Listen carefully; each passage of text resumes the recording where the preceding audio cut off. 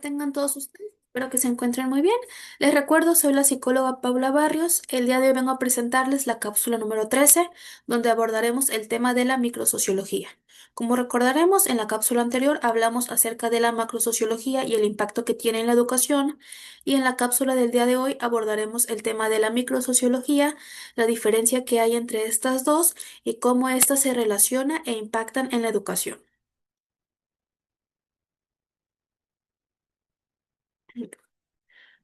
Para comenzar, la microsociología es la rama de la sociología que se ocupa de analizar la vida social a pequeña escala, es decir, las interacciones cara a cara, las relaciones interpersonales y la dinámica que se produce en contextos inmediatos.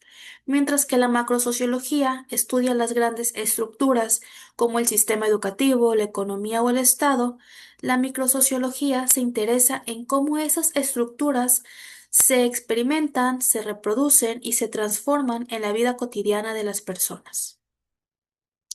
Aplicada a la educación, la microsociología pone el foco en que lo que sucede dentro del aula y en las interacciones entre profesores, estudiantes y comunidad educativa analiza cómo se construyen significados, cómo se desarrollan estas relaciones de poder y autoridad y cómo influyen las emociones, los valores y las percepciones mutuas en los procesos de enseñanza y de aprendizaje.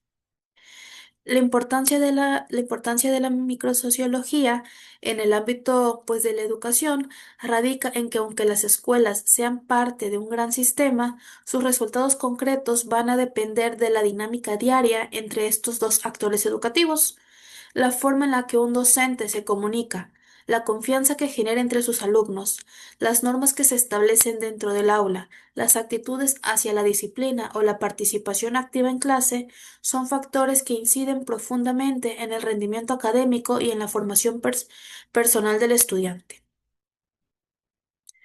Entonces, la microsociología estudia las interacciones sociales cotidianas que ocurren en espacios reducidos, analiza cómo los individuos interpretan y construyen la realidad social en su día a día. ¿Cuáles son las características principales de la microsociología? Pues estas se centran en pequeños grupos o en contextos inmediatos.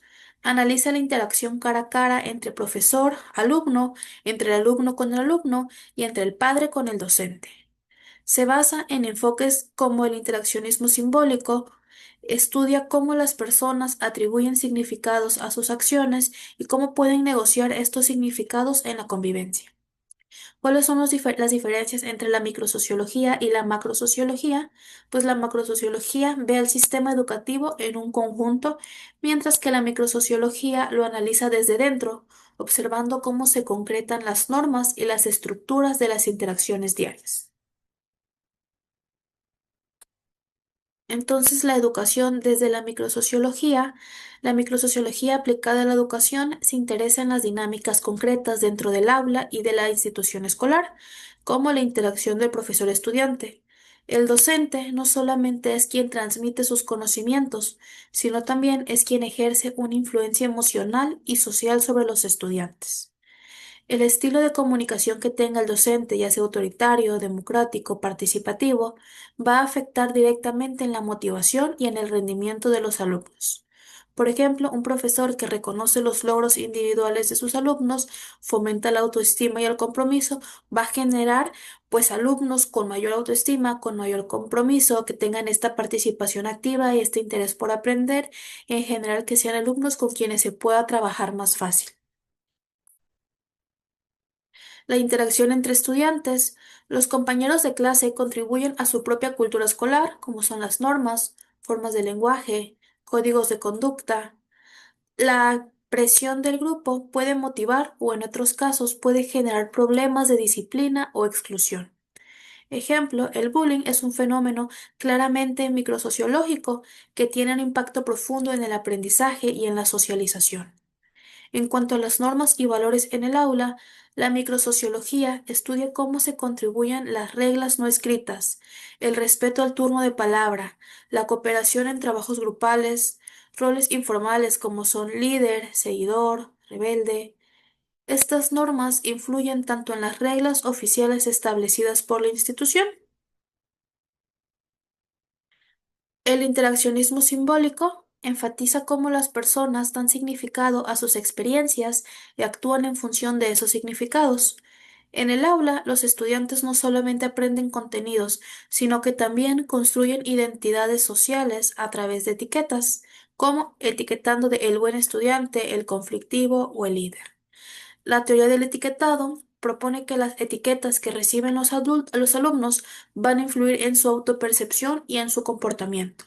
Si a un alumno se le etiqueta como problemático, puede interiorizarlo y actuar en consecuencia, es decir, esta profecía autocumplida de que si se le está eh, poniendo o etiquetando como problemático, pues va a cumplir con este rol de problemático entonces. Se va a creer esta etiqueta y va a actuar como tal. La etnometodología estudia cómo las personas producen y mantienen la realidad social en su vida diaria. En la escuela se centra en la rutina escolar, cómo se construyen las dinámicas del aula, cómo se pueden negociar estas reglas y cómo los estudiantes adaptan sus estrategias para cumplir o para poder desafiar las expectativas del profesor. La microsociología y la desigualdad educativa. Aunque la desigualdad es un tema macrosocial, la microsociología ayuda a entender cómo se reproduce o cómo se combate en el aula. Expectativas del docente. Los profesores, a veces sin querer, esperan más de ciertos alumnos, ya sea según el género, clase social o el rendimiento académico previo, y estas expectativas pueden afectar el éxito académico de los estudiantes. Las interacciones discriminatorias, el que haya un trato diferenciado en el aula, pues puede reforzar estas desigualdades sociales. Estrategias de resistencia. Algunos estudiantes se rebelan contra las normas escolares porque las perciben como injustas, lo que va a generar que sean alumnos conflictivos, pero también tienen que mostrar esta agencia social. Algunos ejemplos de análisis microsociológico en la educación está el clima del aula. La confianza y la cercanía que existe entre el profesor y el alumno puede mejorar la motivación y el aprendizaje. Como comentaba, donde hay una mejor relación, donde hay un alumno, un profesor que no sea autoritario, que tenga esta apertura con sus alumnos, que haya alumnos que se sientan en confianza, que se sientan partícipes, que se sientan escuchados, motivados, pues va a generar va a ayudar a que haya un mejor clima en el aula. La dinámica de grupos pequeños. En un trabajo de equipo emergen roles como lo son líder, seguidor o mediador que reflejan la microestructura social. El lenguaje y los símbolos, los uniformes, modismos y gestos son símbolos que construyen la identidad y la pertenencia en la vida escolar. Procesos de inclusión y de exclusión. Cómo los estudiantes pueden aceptar o rechazar a compañeros diferentes, ya sea por su origen social, sus habilidades o su personalidad. ¿Cuáles son las limitaciones y críticas de la microsociología? Al centrarse en interacciones pequeñas, pueden descuidar los factores estructurales más amplios, la política educativa, economía y desigualdad. A veces se percibe como un enfoque demasiado descriptivo y poco explicativo. Requiere de una observación detallada, lo cual puede limitar el alcance de los estudios. La vida cotidiana como escenario educativo. La microsociología parte de la idea de que lo cotidiano es lo esencial. En el contexto escolar, lo que ocurre en una sola clase, en el recreo o en una conversación entre dos compañeros puede tener tanto impacto como en una política educativa nacional. El aula no es solamente este espacio físico, sino es este escenario social, donde se ponen en juego emociones, actitudes, expectativas, valores, roles y símbolos. Cada interacción contribuye a crear una cultura escolar que favorece o dificulta el aprendizaje. ¿Cuál es el papel del docente en la microsociología? El profesor es este mediador de significados, es decir, no transmite solo conocimientos, sino es quien le da este sentido, lo interpreta y lo conecta con las experiencias de los estudiantes. También su forma de comunicarse, el tono de voz, los gestos, las expresiones faciales, genera percepciones que influyen en la motivación del alumno. Los estilos de enseñanza, más autoritario, más participativo, más flexible, cambian radicalmente la manera en la que los estudiantes perciben la escuela. Por ejemplo, un profesor que fomenta la participación activa, que construye un aula democrática, a otro que exige solo obediencia, pues puede generar apatía o resistencia por este proceso de aprendizaje. La interacción entre pares. La microsociología destaca que los estudiantes también aprenden de sus compañeros. Tienen estos códigos de comunicación. El lenguaje juvenil, gestos y símbolos son parte de la cultura del aula. El aprendizaje social se observa en juegos, trabajos grupales, discusiones, y aquí se ensayan los roles sociales que luego serán trasladados a esta vida adulta. La presión del grupo puede ser esta presión más positiva, que puede ser de motivación, de cooperación, o esta presión negativa, como lo es el rechazo, el bullying o el desinterés por el estudio. Los pares actúan como un espejo social en el que los niños y adolescentes construyen su identidad. ¿Cuáles son los procesos microsociológicos claves en el aula? Primero está la construcción de roles, roles formales o informales. Estos roles influyen en cómo se organiza la dinámica del aula y quién tiene mayor influencia en la conducta grupal. Tenemos el etiquetado social. La escuela clasifica a los alumnos constantemente como buen estudiante, mal estudiante, flojo, disciplinado, y estas etiquetas no son neutrales, sino que se convierten en una profecía autocumplida que afecta la autoestima y el rendimiento de los alumnos. La interacción simbólica. El aula está llena de símbolos: levantar la mano, ponerse de pie para hablar, uniformes escolares todos iguales.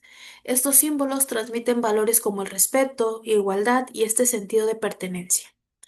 La disciplina y poder. En la vida cotidiana del aula se ponen en juego las relaciones de poder: quién puede hablar, quién decide las reglas, quién tiene la última palabra. La autoridad no se basa solo en normas oficiales, sino en la legitimidad que los estudiantes reconocen al docente. Entonces, la microsociología aplicada a la educación nos recuerda que la verdadera experiencia escolar no se vive en un documento oficial o en políticas nacionales, sino en las relaciones humanas cotidianas que ocurren dentro del aula. Allí donde cada gesto, cada palabra y cada dinámica que hay en el grupo de interacción contribuyen a formar no solamente el aprendizaje académico, sino también la identidad social y la identidad emocional de los estudiantes. Este enfoque muestra cómo la educación no es un proceso neutral, sino es un espacio donde se tienen que negociar significados, se reproducen estas etiquetas, se construyen normas y se forman relaciones de poder y de cooperación. La microsociología visibiliza fenómenos que muchas veces pasan desapercibidos, como son la influencia del clima del aula, el impacto del etiquetado en los alumnos o el papel de las interacciones que tienen tanto los alumnos con los propios pares como con los docentes en cuanto a la motivación. La microsociología ayuda a comprender entonces las grandes estructuras del sistema educativo. La microsociología revela la vida real de la escuela desde dentro, permitiendo a docentes, investigadores y responsables educativos poder diseñar estrategias que sean más humanas, cercanas y conscientes de la complejidad de las interacciones sociales. En síntesis, la microsociología nos recuerda que la educación se construye en lo pequeño, en la mirada entre el profesor y estudiante, en la amistad o en la rivalidad que existe entre los compañeros, y en la manera en la que se va a negociar la disciplina y en cómo se transmiten estos valores en la vida diaria del aula. Esto ha sido todo por mi parte. Les recuerdo, soy la psicóloga Paula Barrios. Muchas gracias por su atención.